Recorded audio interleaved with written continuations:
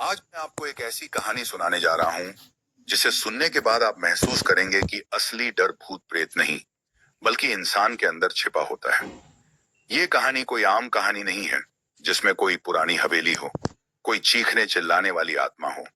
ये कहानी है हरियाणा के एक फार्म हाउस की, साल 1990 के आसपास की। और इस कहानी को दबाने की हर संभव कोशिश की गई, क्योंकि अगर ये सच्चाई बाहर आ जाती तो शायद आज ये किसी फिल्म से कम ना होती। तो तैयार हो जाइए, क्योंकि आज हम बात करने वाले हैं उस इंसानी शैतान की जो किसी भूत से कम नहीं था। सोनीपत और पानीपत के बीच सुनसान इलाके में एक विशाल फार्म हाउस था। मालिक था राघव मलिक, दिल्ली का एक नामी गिरामी बिजनेसमैन। पास में करोड़ों की जायदाद, दूर दूर तक फैला कारोबार और एक खूबसूरत पत्नी, मोहिनी। लेकिन ये फार्म हाउस उसकी शांति की जगह थी, जहां वो कभी कभार आता था। यहाँ की देखभाल के लिए उसने एक वफादार नौकर रखा था, राजू। 10 साल से राजू यहाँ अकेला रहता था। राघव को उस पर पूरा भरोसा था। फिर एक दिन कुछ ऐसा हुआ जिसने सब कुछ बदल कर रख दिया। एक शाम राघव के पास राजू का फोन आया। उसकी आवाज कांप रही थी, सांसें फूली हुई थी। वो बस इतना बोल पाया, मैं क्या हाँ मैं नाम मालिक, यहाँ कुछ गड़बड़ है। मेरी सांसें फूल रही हैं। ऐसा लगता है मौत मेरे सामने खड़ी है। राघव ने उसे समझाया, अगर डर लगे तो बाहर निकल जा। वो खुद मुंबई में था। अगले दिन आने का वादा किया। अगले दिन जब राघव फार्म हाउस पहुंचा तो वहां सन्नाटा पसरा था। ना राजू गेट पर था, ना ही कहीं गानों की आवाज। वो घबराया हुआ अंदर गया। तबेले में उसे राजू मिला, एक कोने में सिकुड़ा हुआ, कांपता हुआ। राघव ने उसके कंधे पर हाथ रखा तो राजू ने सहम कर कहा, मालिक आपको डर नहीं लग रहा?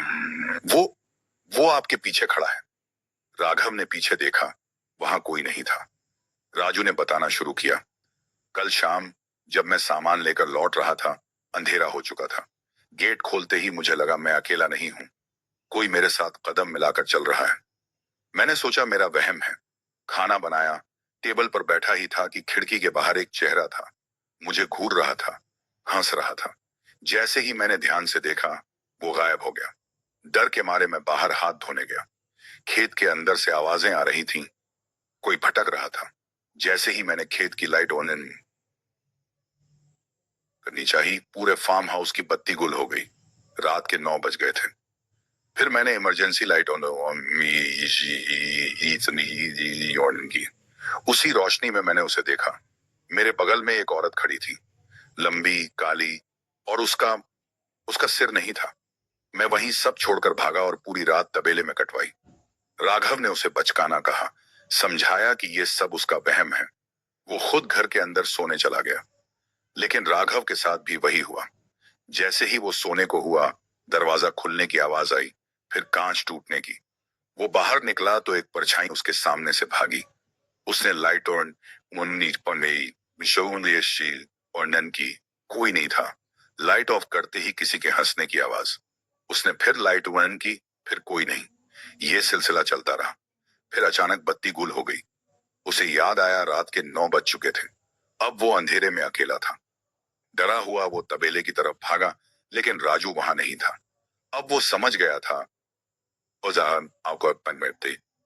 राजू सच कह रहा था।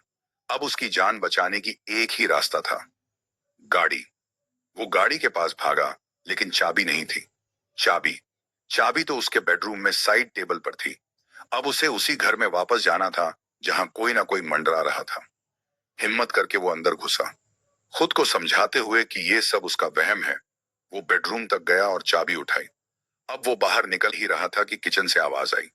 उसे लगा शायद राजू हो। वो किचन के पास गया, वहां कोई नहीं था। तभी उसे लगा उसके पीछे कोई खड़ा है, सांसें चल रही हैं।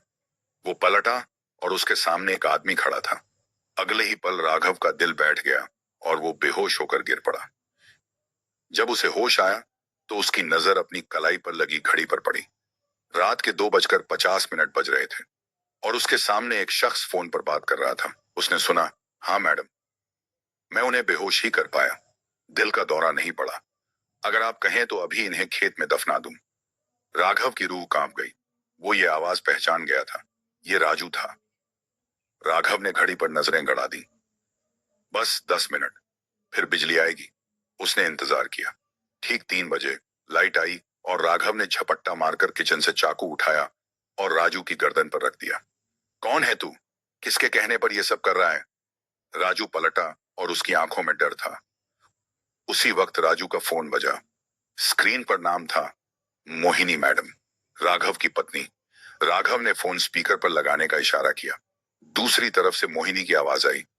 मार दिया उसे, लायर से बात कर ली है, उसकी प्रॉपर्टी का 5% तुझे मिलेगा, ये फार्म हाउस भी तेरा। राघव के होश उड़ गए। उसकी अपनी पत्नी उसे मरवाना चाहती थी।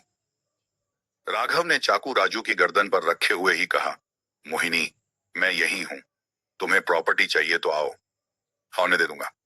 फोन कट गया। 1.5 घंटे बाद गाड़ी का हॉर्न सुना गया। मोहिनी आ गई थी। राघव ने राजू की तरफ देखा। इस पूरी प्रॉपर्टी का 10%, बस इसे खत्म कर दे। राजू ने दरवाजा खोला। मोहिनी अंदर आई। मुस्कुराते हुए बोली, मैं आज ही घर आ गई थी।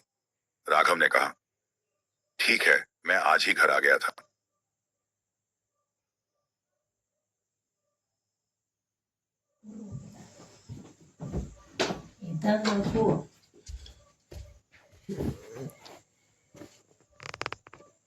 Nika barbanon ka na bonita mo na bonita.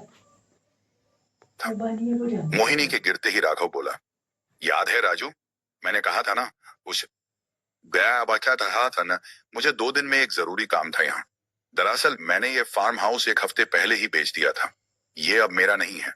मैं यहाँ अपना सामान लेने आया था। ये सुनते ही राजू के हाथ से चाकू गिर गया। उसके पैरों तले जमीन खिसक गई।